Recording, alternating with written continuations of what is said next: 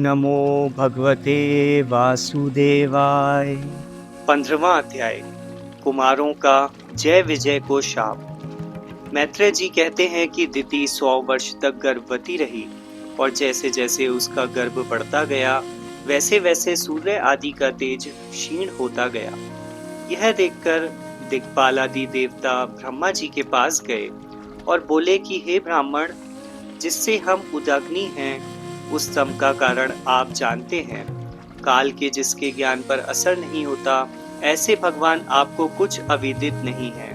हे देव, हे जगत के धारक, हे लोकनाथों के नाथ, पर और अपर भूतों के अभिप्राय को आप जानते हैं। विज्ञान ही जिनका बल है, ऐसे माया से ब्रह्मा शरीर धारण करने वाले आपको नमस्कार है।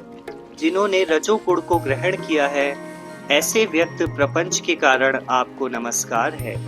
जिनसे कार्य कारणात्मक भुवन ओतप्रोत हैं, जो अपने में संपूर्ण भुवनों को ग्रथित किए हुए भी अपनी स्वरूप शक्ति से वस्तुतः कार्य कारण रूप उनसे परे है।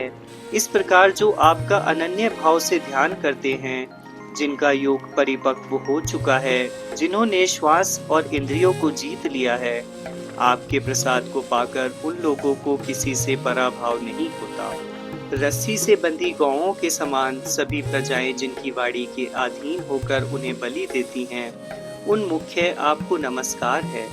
हे भूमन, तम के कारण जिनके कर्मों का लोप हो गया है, ऐसे हम लोगों का आप कल्याण कीजिए।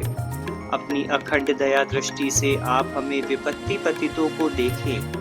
हे देव, कश्यप द्वारा किया गया तिथि का गर्भ रूप यह तेज समस्त दिशाओं में अंधकार फैलाते हुए ईंधन में अग्नि के समान बढ़ रहा है और हमारे समस्त कर्म लुप्त होते जा रहे हैं। आप हमारा कल्याण करें। यह सुनकर ब्रह्मा जी ने हंसकर कहा कि यह मानस पुत्र सनकादिक विष्णु जी की माया है। वे शीघ्र ही इस अंधकार को दूर करेंगे। एक बार मेरे मानस पुत्र सनकादिक विष्णु जी के पास वैकुंठ गए। वैकुंठ की अनुपम एवं देदीप्यमान शोभा की ओर दृष्टि न डालकर सीधे विष्णु जी के ही पास पहुंचने के लिए सीढ़ियों पर चढ़ने लगे। 7वीं सीढ़ी पर 2 द्वारपाल खड़े थे, जिनकी ओर भी ना देखकर वे भीतर प्रवेश करना चाहते थे। इतने में द्वारपालों ने आकर इन्हें रोक दिया। इस पर सनकादिकों ने कहा कि तुम्हारा यह कार्य विष्णु लोक के निवासियों के स्वभाव के विपरीत है। यहाँ भीतर और बाहर का कोई भेद नहीं है। तुम दोनों भेद मानते हो, अतः तुम्हारे लिए यह स्थान योग्य नहीं है।